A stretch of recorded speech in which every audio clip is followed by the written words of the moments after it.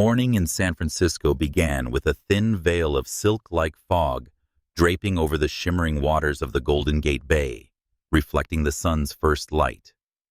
At the top of Pacific Heights Tower, the 58th floor home to the headquarters of Gross Global Ventures gleamed in the early light. Sunlight poured through the floor-to-ceiling glass panels, stretching across the polished marble floor, casting reflections of a world where power, ambition, and money wove together into an invisible but unbreakable network. Angela Sherman stepped out of the elevator, the low heels of her shoes tapping lightly against the floor, the sound steady and rhythmic, as if trained into a precise melody. She wore a smoke-gray fitted blazer over a crisp white blouse, her wrist subtly showing an old leather-strap watch, a keepsake from her mother. Her naturally curly hair was neatly styled, each glossy black curl framing a face of soft features edged with quiet resolve. For the past 4 years, Angela had been the market strategy specialist, the mind behind every growth plan of Christopher Gross, the most powerful man here. She had learned to walk neither faster nor slower than him, to speak just enough, stop at the right time, and more importantly, to read what he never said aloud. Reaching her desk, Angela opened her laptop while holding a tablet with the day's schedule. Even without checking the clock, she knew there were only a few minutes before Christopher Gross would appear right on his unshakable routine. And then the corner office door opened. Christopher emerged tall and broad-shouldered, in a perfectly tailored navy suit, the jacket fitting snugly at the shoulders, the collar of his white dress shirt crisp and immaculate. His dark blonde hair with a faint wave was brushed neatly back, but the morning light still caught the silver at his temples, giving him an air both seasoned and commanding. His blue eyes swept across the space, missing nothing, as though he could grasp the entirety of the room with a single glance. Angela, has the partnership proposal with K-Tech been approved? His voice was deep and sharp, yet warm enough to let listeners know they had his attention. Walking beside him, Angela handed him the report on her tablet as they moved. "It's been approved, sir. I adjusted Section 4.2 based on the lawyer's feedback. The meeting with them will start at 9:15. Christopher gave a brief nod, his eyes still on his phone as his fingers swiped through market share charts. But their hands brushed lightly when Angela handed him a printed copy explicitly prepared for him. The contact was fleeting, yet enough to send an unexpected shiver down her spine. As they passed through the departments, several employees nodded respectfully, their gazes tinged with admiration and caution. Christopher responded only with a slight nod, never slowing his stride. Angela maintained a measured distance, her voice even as she continued her report. "The Solar Edge contract is finalized. The legal secretary will send the scanned copy before 5 p.m. I've also scheduled with the Kyoto partner. The flight departs Friday evening." Christopher glanced at her, looking away from his phone for the first time. Kyoto. "We discussed Tokyo." Angela smiled, subtle but certain. "They suggested Kyoto for a more private exchange. I researched, and they greatly value refining a meeting setting." He said nothing further, but the faint upward curve of his mouth was the rare sign of his approval. They stopped before the large conference room. Through the transparent glass, Angela caught their reflections side by side. She stood nearly to his shoulder posture, straight gaze steady. For a moment she realized there was something in her own eyes, not just professional ambition, but a curiosity, perhaps even a pull toward this man, in a way she had never allowed herself. Christopher opened the door, but before stepping in, he spoke softly, just enough for her to hear. "Well done, Angela. Keep this pace." The short praise in Christopher's world was a rare acknowledgement. Angela drew a deep breath and followed him inside, reminding herself to stay composed. This was work, nothing more. Yet her heart seemed unwilling to obey. The rest of the morning passed in a blur of numbers, charts, and strategic agreements. When the meeting ended, Christopher shook hands with the partners, then turned to her. "Arrange dinner with them." Ocean Pearl, 7 p.m. Angela noted it with a nod, but couldn't help but wonder if the upcoming Kyoto trip would be purely business. Or was there something else waiting for her there? On her way back to her desk, Maya Lopez, a young analyst new to the firm, whispered, "You're like the conductor of this entire office." Angela smiled lightly. "I'm just doing my job." Yet deep down, that remark warmed her, though no one but Christopher truly understood the full value she brought to him.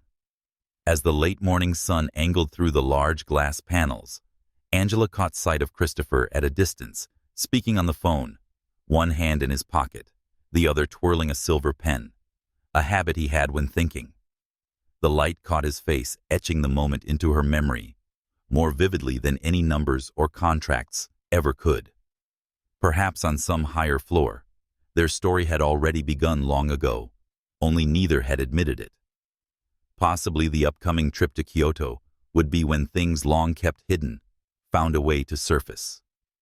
If you've followed this far, you've probably sensed that an invisible thread exists between Angela and Christopher, fragile yet strong. What do you think? Will the Kyoto trip open a new door, or will it be a dangerous turn in this world of calculated moves? Leave a comment with your prediction. If you find the story captivating, don't forget to like to support me in continuing to tell it, and follow the channel so you won't miss the next part, where the waves of emotion will begin to rise higher than ever.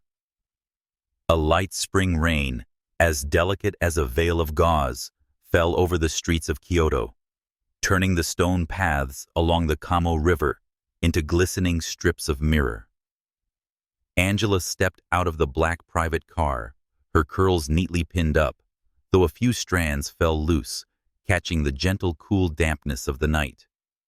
The faint scent of plum blossoms lingered in the air, mingling with the earthy aroma from the old gardens. Beside her, Christopher opened an umbrella, not to shield himself, but tilting it entirely toward her. His charcoal overcoat fit his frame perfectly, every movement measured, yet unable to entirely hide the attention he paid to the woman walking beside him. That afternoon they had concluded negotiations with Hoshino Dynamics in a meeting room adorned with cedarwood and washi paper, where light filtered through sliding doors like thin sheets of gold. The outcome exceeded expectations. A contract worth hundreds of millions of USD opened the door for Gross Global Ventures AI products to enter the Asian market. Instead of returning to the hotel as planned, Chairman Hoshino invited them to a kaiseki restaurant by the river. Angela still remembered Christopher's eyes as he raised a sake cup in celebration. Those blue eyes had shed some of their usual coldness, replaced by a strange warmth, as though Kyoto had washed away a layer of his steel armor. She drank in small sips, letting the sake's light aroma blend with the natural sweetness of river fish and wild greens. The meal lingered their conversation, gradually drifting from business to other subjects. Tea ceremony traditions, the stone-paved lanes of Gion, even childhood memories. Christopher rarely spoke about himself, but tonight he shared more, his voice deep and steady, each detail carefully chosen. As they walked back to the Higashiyama Imperial Hotel, the soft patter of rain on the umbrella and the gentle lapping of the Kamo River wove together into a tender background melody. Lantern light from shop fronts illuminated Angela's face, casting her skin in a warm, honeyed glow. Christopher said, "Kyoto isn't like Tokyo," his voice low but clear. "This city forces you to slow down." Angela nodded slightly, matching his pace. Slowing down is sometimes the hardest thing for people like us. He looked at her longer than necessary. For me, the hardest thing is letting go. They walked in silence until the elevator carried them to the hotel's upper floors. Outside her room, Angela paused, her hand lightly touching her bag's strap. Christopher stood opposite, the warm yellow light glinting off the silver strands at his temples. "Thank you for today," she said softly, almost like a breath. not just for the work. A brief pause, as if he were weighing something. Then Christopher stepped half a pace closer. Angela! She looked up, meeting blue eyes searching for something within her.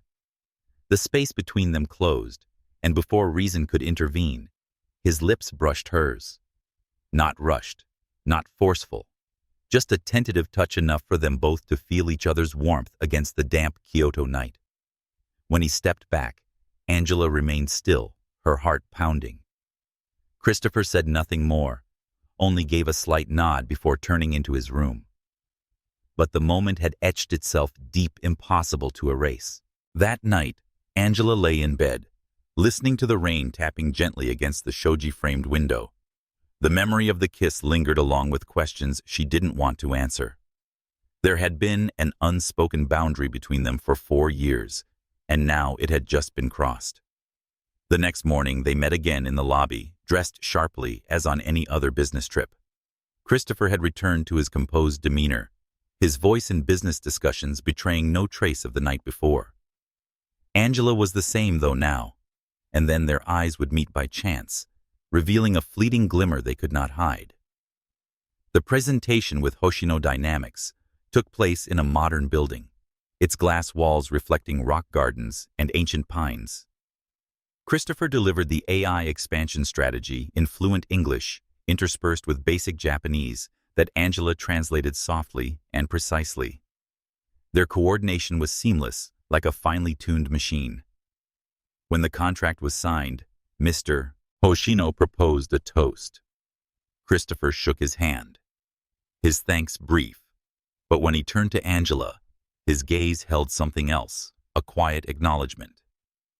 That evening, they dined with Mr. Hoshino at a riverside wooden villa. Candlelight shimmered on the water, creating an atmosphere both warm and intimate. Angela, in an emerald silk dress, with her curls loose, became the table's focal point. Mr. Hoshino praised her intelligence and poise, while Christopher stayed silent, but his eyes never left her. On the ride back, the car glided through Kyoto's narrow streets. Angela gazed out the window at cherry blossoms, just beginning to bloom under the lights. Christopher, instead of reviewing reports as usual, turned to her. "Have you lived in Japan before? Only for a few months in college?" "I love this city," she replied, a faint smile appearing. He nodded slightly. "It suits you." Angela was a little surprised by the unexpected compliment. In Christopher's world, compliments were rare, and they carried their weight when they came. Late at night, Angela stood by her hotel room window, watching the rain fall thin as silver threads. She thought about this trip, a turning point unspoken, yet felt by both. Kyoto had done what 4 years in San Francisco could not, draw them closer, and make the distance between them more dangerous than ever. She knew that once they returned to the U.S., the relentless rhythm of work would consume them, and the kiss in the Kyoto rain might remain nothing more than a private secret. But at this moment, in this 1,000-year-old city, Angela allowed herself to hold on to that feeling as a gift, however brief, that was enough to change the rhythm of her heart.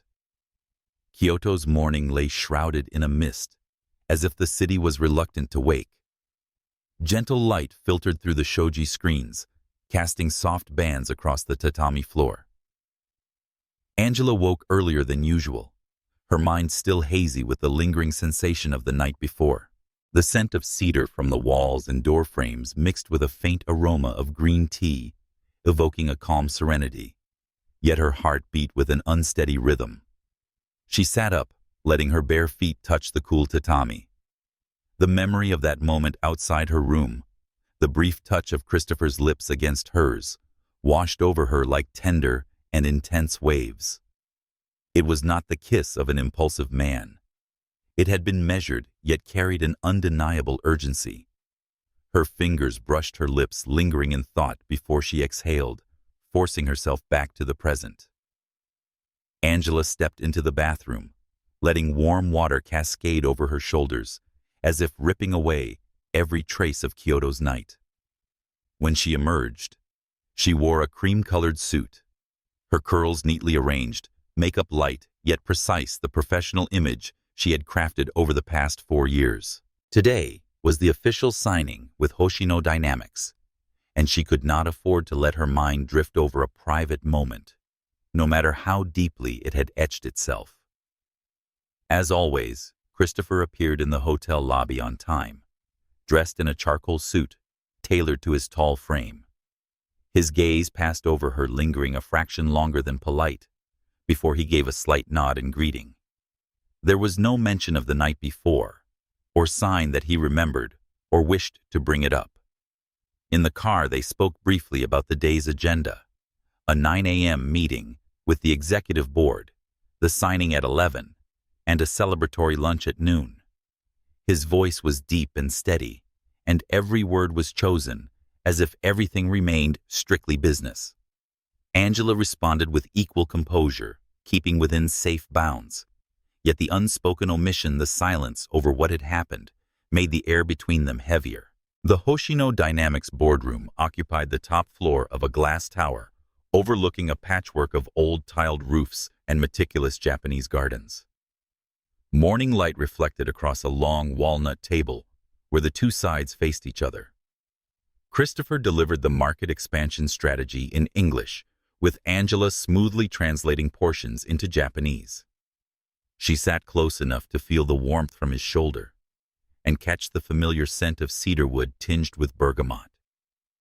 But whenever their eyes met by chance, he would only give a brief nod, leaving nothing beyond a pane of emotional glass. When the contract was signed and their hands brushed over the paper on the table, Angela felt as if she had touched a thin sheet of ice, clear, beautiful, but cold enough to make her pull back. The celebratory lunch was held in a room overlooking a white gravel rock garden, scattered with moss-covered boulders. Sea bream sashimi rested on fresh shiso leaves, and bowls of steaming miso soup sent up gentle curls of steam. Conversation among the executives flowed easily, interspersed with polite laughter. Chairman Hoshino raised his sake cup in a toast, then turned toward Angela. "Ms. Sherman, your finesse in bridging both sides contributed significantly to today's success." Angela smiled, inclining her head in thanks in Japanese. She felt Christopher's gaze shift toward her, but when she turned to look, his attention was already back on Hoshino.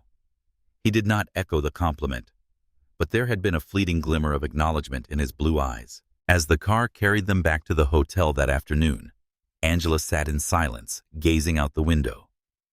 Ancient temples appeared between rows of trees, while people strolled across wooden bridges. Kyoto moved at its own unhurried pace, while inside her mind, her heartbeat and thoughts tangled into knots. In the lobby, Christopher said, "We have 2 hours before tonight. Get some rest, Angela. We fly back tomorrow." She gave a slight nod, thanked him, and entered the elevator. The doors closed, leaving a strange hollowness in her chest. It felt as if he had deliberately rebuilt the wall between them for 4 years, a wall that had only briefly collapsed the night before. Angela sat by the window in her room, watching light rain fall onto the street below.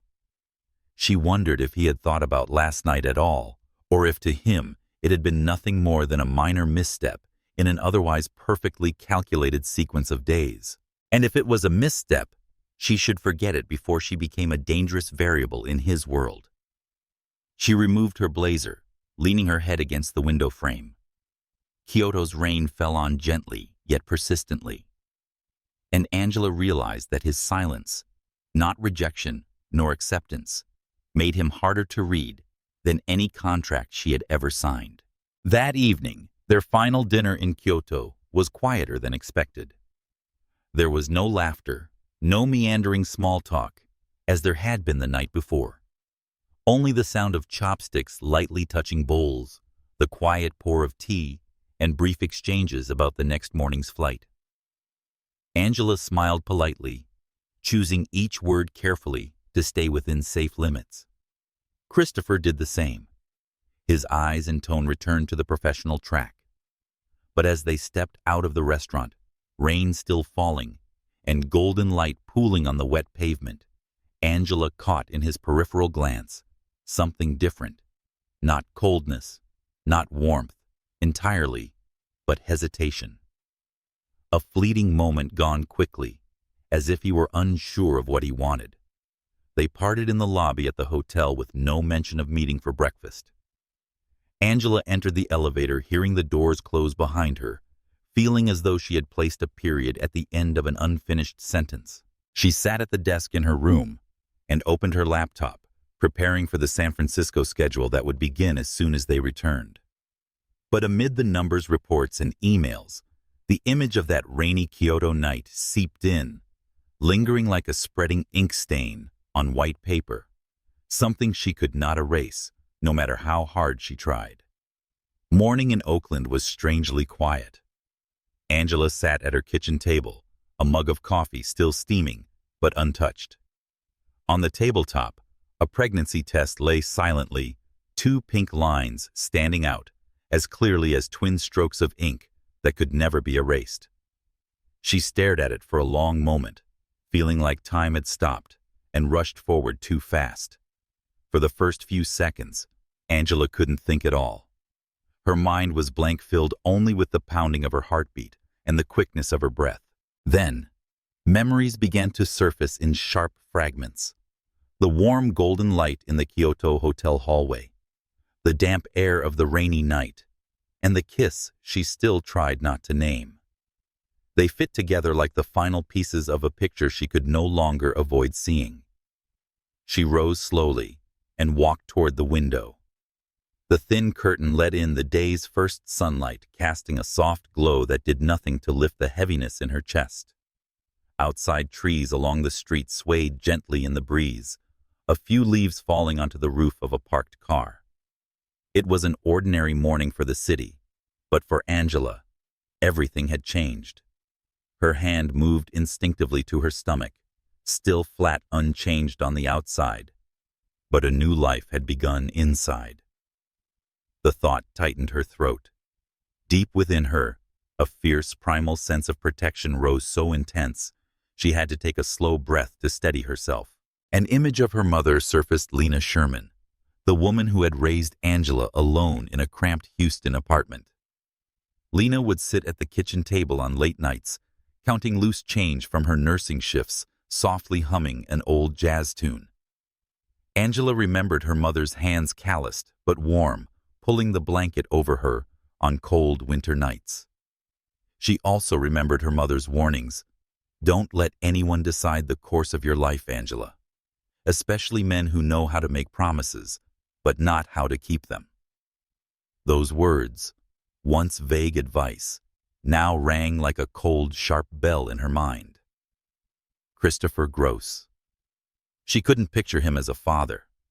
He was a man who lived in a world of $100 million deals, where decisions were weighed in charts and data points. There was no place in his life for uncertainty, midnight cries, or the messy chaos of family emotions. Angela touched the test again, as if to be sure she wasn't seeing wrong. But the two lines remained undeniable and non-negotiable.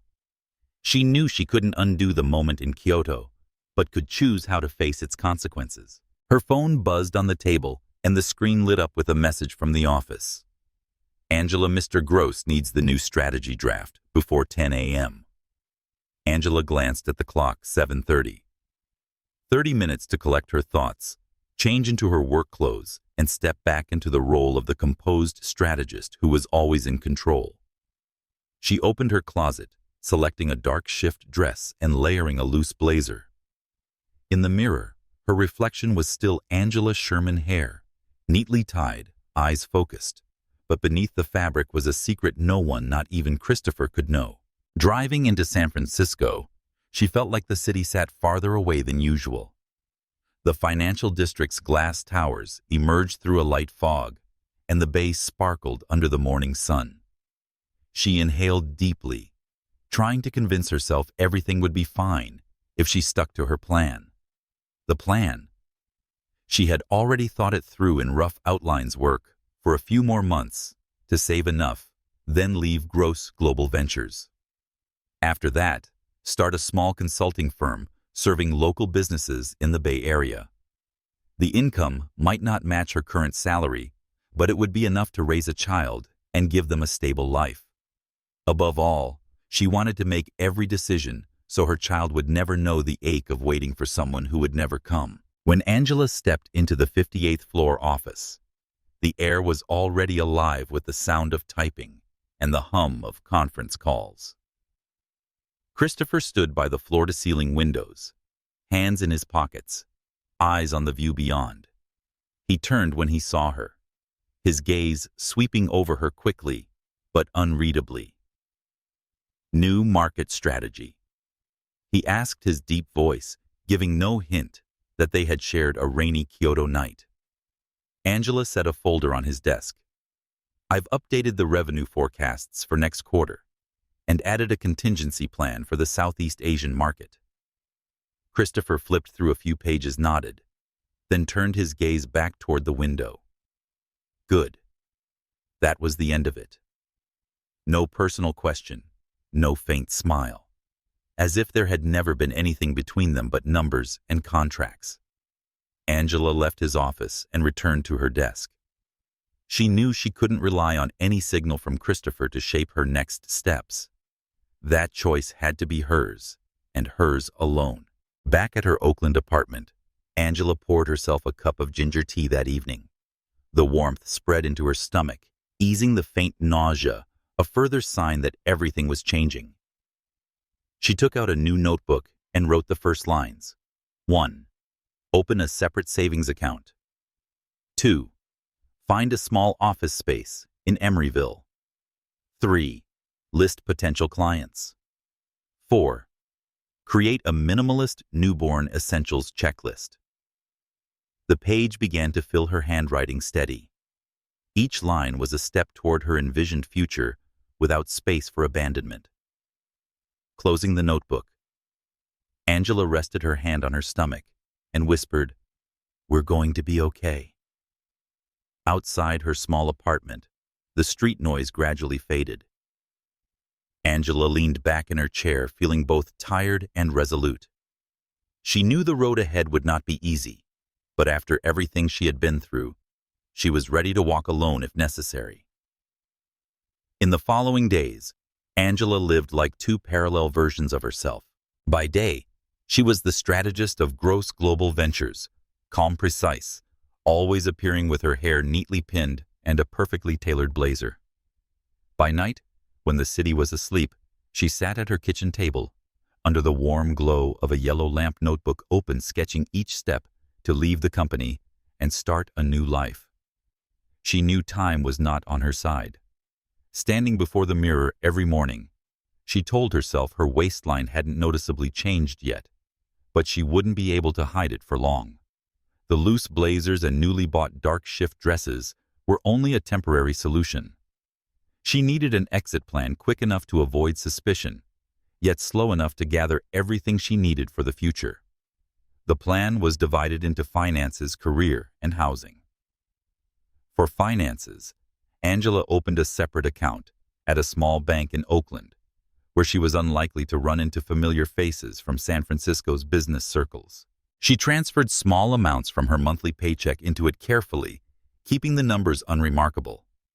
For her career, she began scouting opportunities for the consulting firm she had long dreamed of.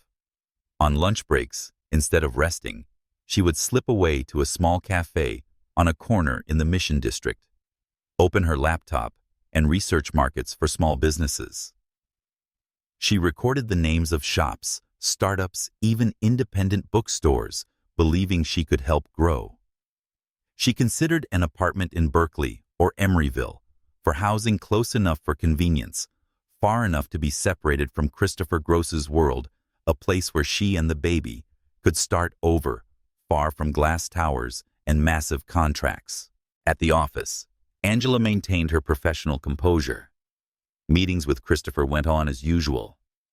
He spoke briefly. She replied precisely.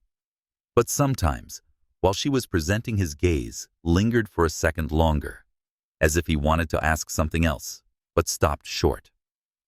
One morning, Maya Lopez, A young analyst stopped by her desk. "You haven't been joining us since after work. Everything okay?" Angela smiled just enough to close the subject. "I'm fine. Just focusing on a few personal projects." Maya nodded, though there was still a flicker of curiosity in her eyes. Angela knew young people like Maya were quick to sense change, and that was precisely what she didn't want anyone noticing yet. That evening, Angela returned to her Oakland apartment after dark. The warm glow of lights from surrounding windows lent a quiet comfort. She hung her coat over a chair and poured herself a mug of warm milk instead of her usual glass of wine. With the first sip, she felt how different even the most minor details of her life had become things she had never imagined would change. Opening her laptop, she replied to an email from an old college friend, now the owner of a bakery in Emeryville. He was struggling with order management and kitchen operations. Angela typed out her first suggestions, offering ways to optimize his workflow and promising to stop by to take a closer look. He would be her first client once she left Gross Global Ventures. She closed the laptop, opened her notebook, and added to her list, "Contact small office furniture supplier." Her pen paused. Then she wrote more softly, "Buy a safe crib light wood color." Standing by the elevator on the 58th floor the next morning, Angela spotted Christopher at a distance. He was speaking briefly with another assistant, tall and focused as always. When his gaze met hers, he nodded in greeting, though for a split second, his eyes seemed to hold something unsaid. In the meeting room, amid discussions about a partnership with a renewable energy company, Christopher suddenly asked Angela, "If you didn't work here, what would you do?" The unexpected question brought a brief silence over the room. Angela smiled, answering evenly, "I plan to start my firm, helping small businesses optimize operations." He nodded, offering no further comment, though his blue eyes held her gaze a moment longer. That lunch hour, Angela stayed at her desk, finalizing the quarterly financial report for Christopher.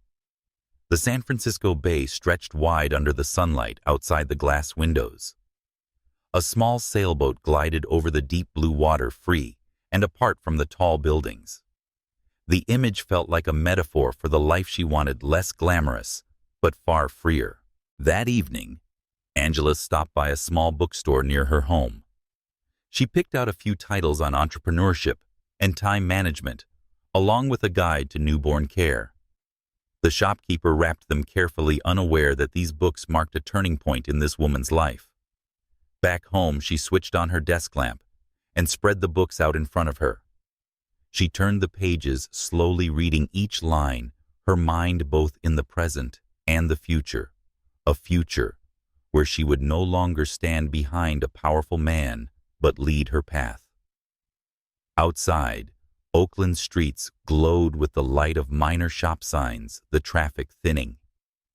Angela closed the books, turned off the lamp, and before drifting into sleep, she rested her hand on her stomach, a deep breath.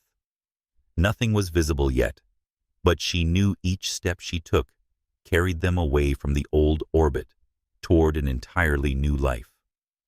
That morning in San Francisco was clearer than usual. Sunlight from the bay poured through the massive glass panes on the 58th floor, laying a pale golden sheen across the marble floor. Angela stood at her desk, a cream-colored envelope resting still in her hand, thin yet heavy, as if it carried an entire life's decision. Inside was her resignation letter, neatly written, every word carefully chosen. She had rehearsed this moment in her mind many times, but now that it was here, a part of her still faltered. Gross Global Ventures wasn't just where she worked. For the past 4 years, every corner of the conference rooms, every spreadsheet, and every project bore her imprint. And more than that, this was where Christopher Gross was the man she had tried to keep at a safe distance, though she hadn't always succeeded. Angela drew in a deep breath and walked toward the closed glass door of the CEO's office. She knocked softly. "Come in," Christopher's voice was deep and decisive. He was standing by his desk, suit jacket draped over the chair, a thick stack of documents in his hand. When he saw her, his gaze swept over her, paused briefly, and he set the papers down. "What is it?" Angela stepped forward and placed the envelope on his desk. "Please read this." Christopher frowned and opened the envelope. His eyes scanned the lines. The room was so quiet that Angela could hear the clock ticking. When finished, he set down the paper and looked directly at her. "What's the reason I need to leave San Francisco for a while?" "My mother needs me in Texas." Her voice was slow and steady, but the hand in her pocket had curled into a fist. Christopher leaned back in his chair, fingers interlaced. "Angela, I don't want to lose you. If it's about distance, we can arrange remote work. I'll give you all the flexibility you need." She shook her head. "Thank you, but I've made my decision." In that moment, something flickered in his eyes. Not anger, not exactly disappointment, but like a small crack in the ice that usually surrounded him. He said, "You've been an essential part of this company these past 4 years." His voice lower. "If you leave, things will be different." Angela smiled, light, yet resolute. Sometimes being different is necessary. The news of Angela's departure spread faster than she expected. That afternoon in the office kitchen, Maya Lopez poured coffee and whispered to a colleague. Angela had barely stepped inside when she caught the words, "She's leaving right after the Kyoto trip. Something's off." Angela didn't stop. She poured herself a cup of ginger tea and returned to her desk. But the murmurs trailed her the rest of the day. In a place like Gross Global Ventures, sudden changes fueled embellished stories. She wasn't afraid of gossip. What she feared was the truth, a truth growing inside her, being noticed by someone before she was ready. When most employees had left late in the afternoon, Angela stayed to finish her handover documents. Sunset light painted the glass in gold, stretching her shadow long across the floor. The sound of the door opening made her look up. Christopher stepped in, not bothering to knock as he usually did. He leaned against the edge of her desk, one hand in his pocket. "I still don't understand why you're leaving." Angela set her pen down and met his gaze. "Sometimes the reasons can't be fully explained in words." He was silent for a few seconds, as if searching her face for something. "If it's because of me, if there's something I did, it's not." She cut him off gently but firmly. "You've been a great boss, but I need a different path for myself." Christopher nodded, but the question lingered in his expression. Before leaving the room, he said only, "Whatever it is, I hope you find what you're looking for." That night, Angela returned to her Oakland apartment after the city lights had come on. She hung up her coat and sat at the kitchen table with a mug of warm milk. By now, Christopher's voice was gone from her mind, replaced by the steady beat of her heart, anxious yet relieved. On the table, her planned notebook lay open. Beneath the line, "Date to leave company," she added a minor note, "Start date," but left the date blank. She knew there was still much to prepare before she stepped out of the 58th floor for the last time. She placed a hand over her stomach, feeling warmth through the fabric. A piece of her future was here, silent yet powerful. And though she didn't know what lay ahead, she was sure of one thing. It would be her path dependent on no one, not even Christopher Gross. Outside the window, streetlights cast long streaks across the pavement. Angela sat there watching her reflection in the glass, and for the first time in weeks, she felt she was truly moving forward, not just leaving a job, but leaving behind an old version of herself. The late winter rain draped over the Bay Area, with fine droplets blurring the car windows. Christopher sat in the driver's seat, his long, steady hands resting loosely on the steering wheel. But his eyes weren't truly on the road ahead. For weeks, since the day Angela handed him her resignation letter. Her unfinished answer had been replaying in his mind, a gentle refusal, yet solid enough to build a wall. He had tried calling, sending emails under the guise of work, even inventing excuses to ask her advice on a new project. Angela's response was polite but firm, or worse, silent, each time. Christopher was not accustomed to rejection. He ran an entire empire on the principle that whatever he wanted, he would have. And now what he wanted was an answer. One morning, through an old contact, he learned that Angela's mother was in perfect health, nowhere near needing her daughter's care as Angela had claimed. The information was like a shard of glass slicing through the thin patience he had left. What had truly pushed her out of his world? That afternoon, Christopher left San Francisco, driving across the bridges that linked the city to Oakland. The rain kept falling, turning the streetlights into trembling golden streaks on the wet pavement. He stopped in front of a small 3-story apartment building, Angela's place. Before pressing the buzzer, he saw her from a distance, slim as ever. But something was different. Beneath the caramel-colored long coat, her belly was unmistakably rounded, no longer something that could be mistaken for anything else. Angela stopped when she noticed Christopher. Her eyes widened instantly, before narrowing into a calm, measured expression. Her hand moved instinctively to her stomach, as if to shield it. "What are you doing here?" Her voice was low, almost without surprise. Christopher stepped forward, his tone lower than usual, yet edged with tension. "You lied about your mother."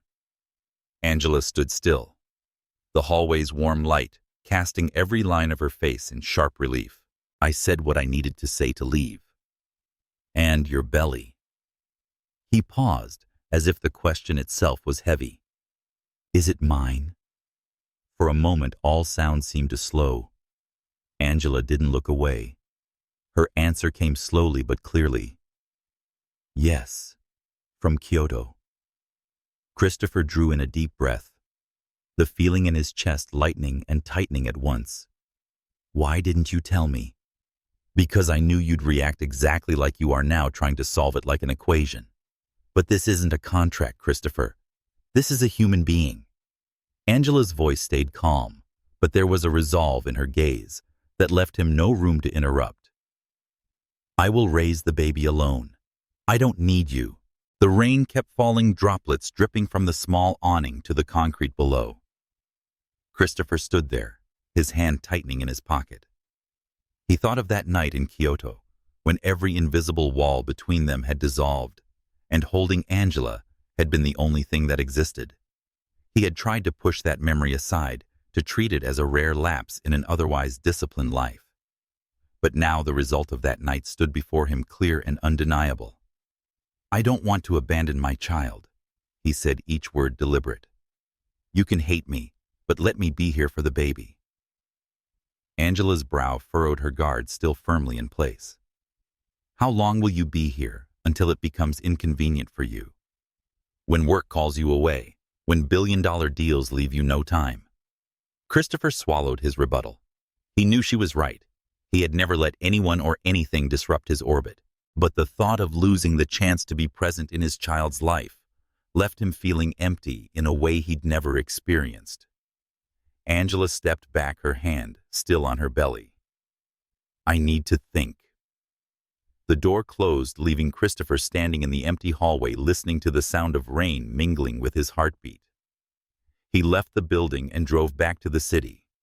But the image of Angela, her rounded belly visible beneath her coat, stayed with him unshakable. That night, Christopher sat in his Nob Hill penthouse, the lights off, watching the dim glow from the street spill across the ceiling.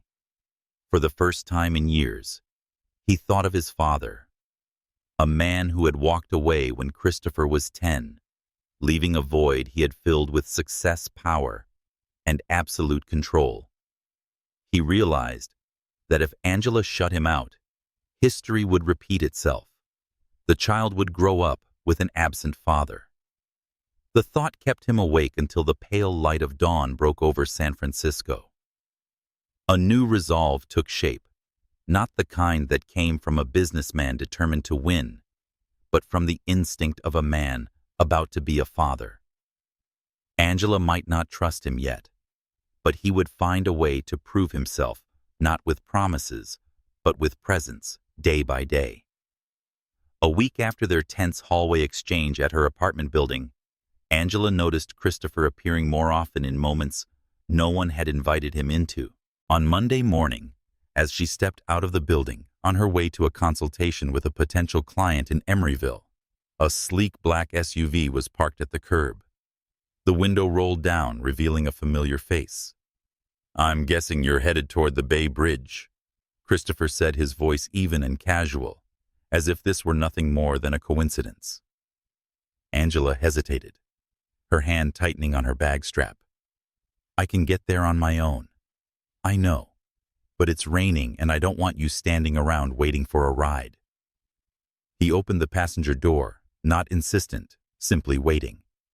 She paused for a few seconds, then slid into the seat, telling herself it was just a short trip.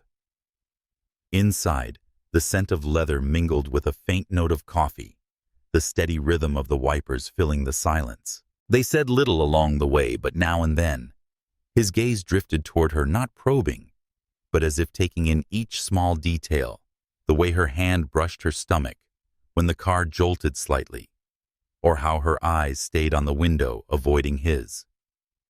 When they arrived, Christopher said, "I'll be at the cafe across the street. If you want a ride back, I'll take you." Angela didn't respond, just closed the door. But as she entered the client's office, she could still see him through the large window, seated at a table, with a coffee in hand, his eyes fixed in her direction.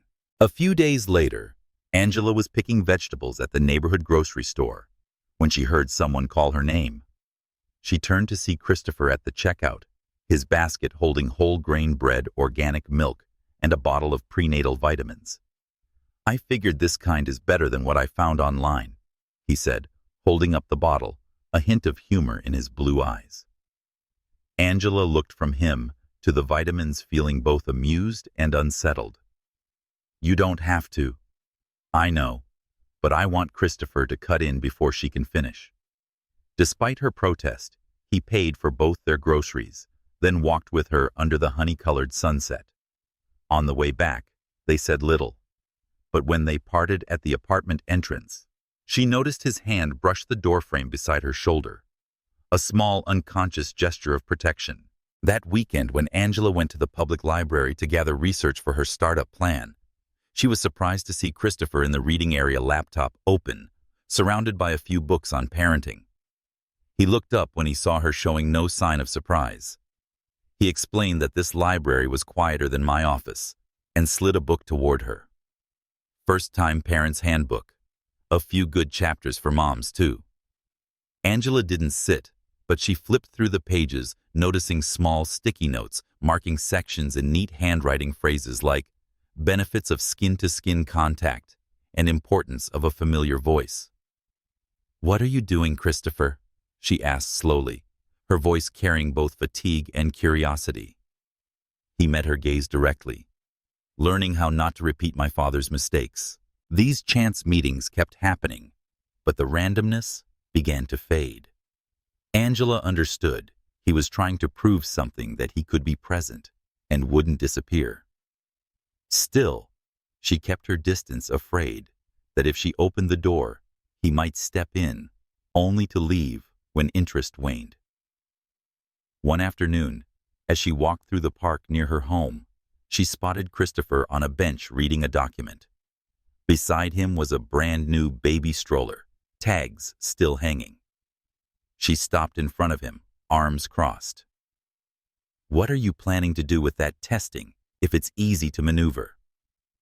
"And I thought it might be better if you didn't have to choose one alone." He looked up, a brief smile flickering. "Want to try?"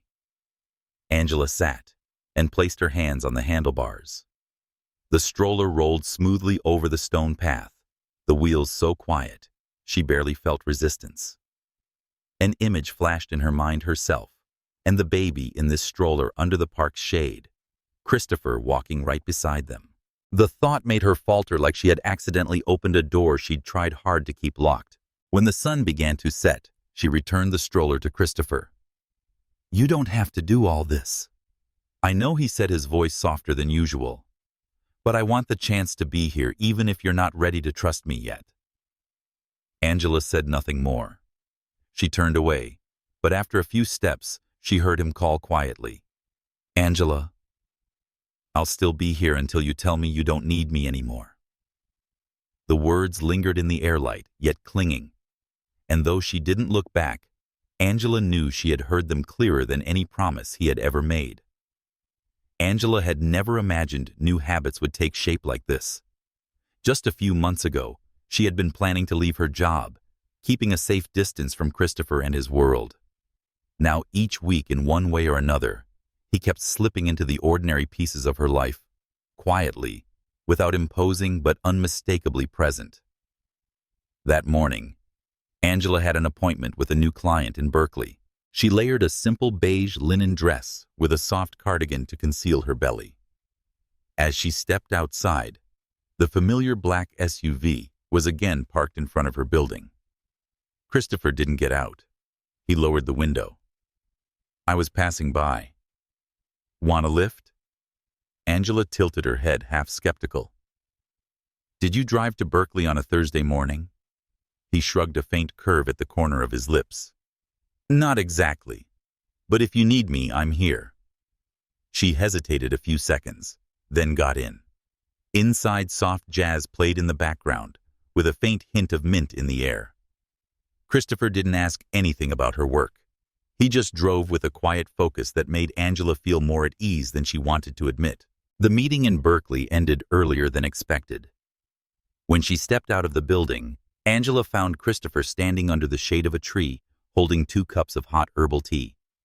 He handed her one. Peppermint tea might make the morning a little easier. The warmth spread from her palm to her wrist, making her unconsciously relax.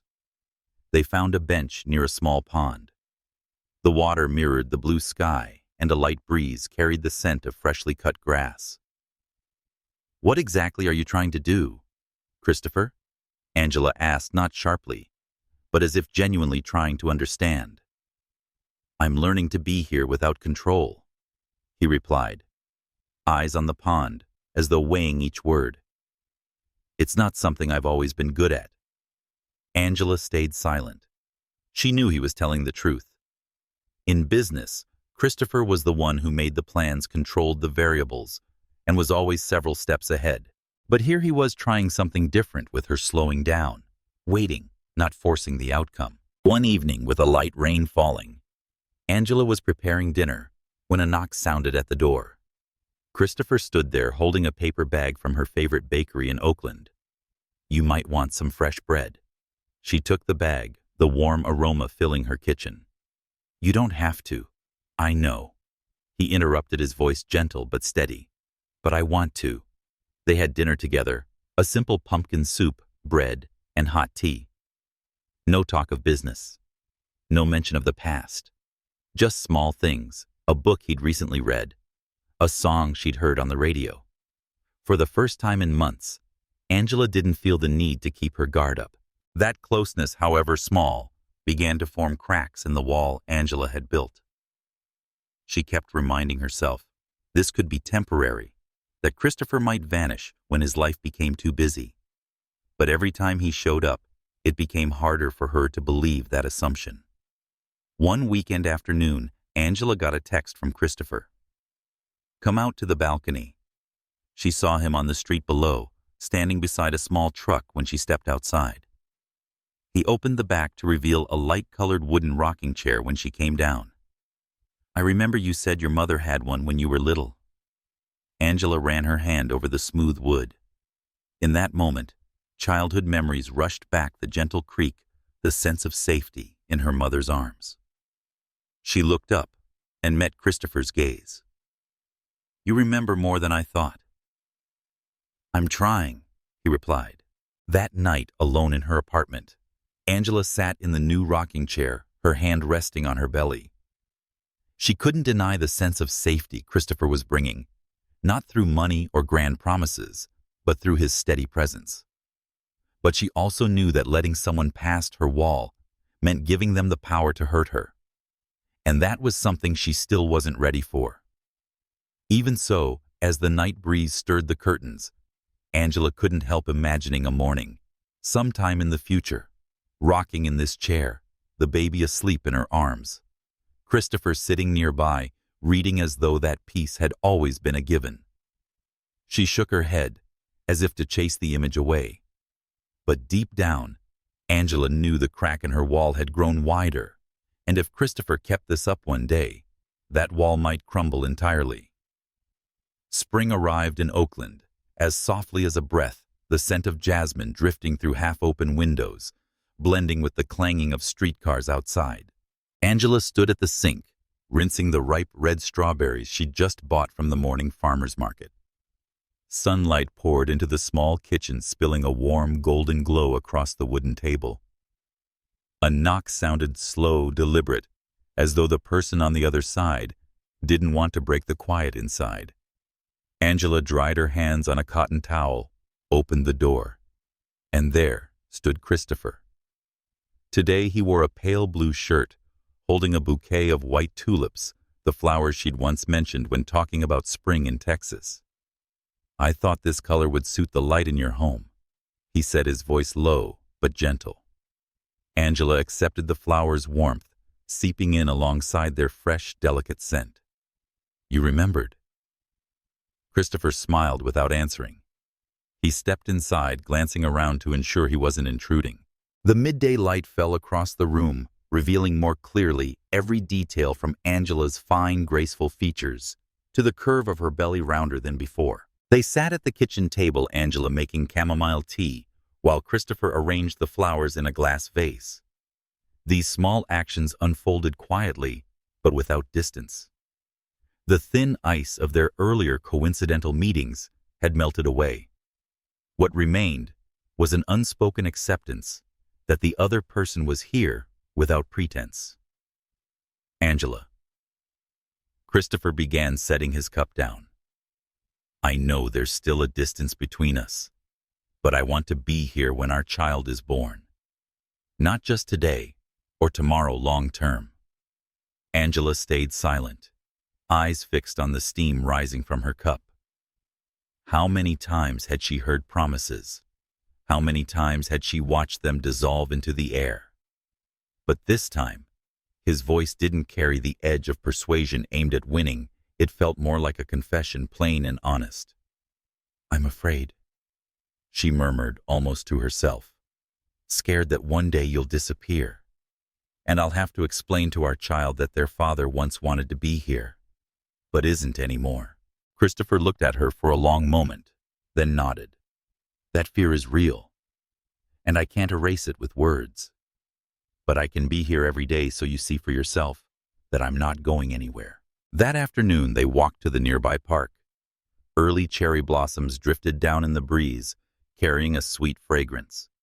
Christopher kept pace beside Angela, slowing his steps to match hers. They stopped by a small pond where pairs of ducks glided across the water. "Have you ever imagined yourself as a father?" Angela asked, her eyes still on the pond. "Never. Not because I didn't want to, but because I thought I couldn't," he said, his voice low, almost blending with the wind.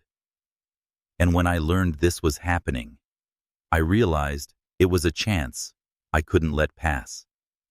Angela turned toward him, meeting the deep blue of his gaze. In that instant, she understood Christopher wasn't just trying to prove something to her. He truly wanted this, not only for the child, but for some part of himself.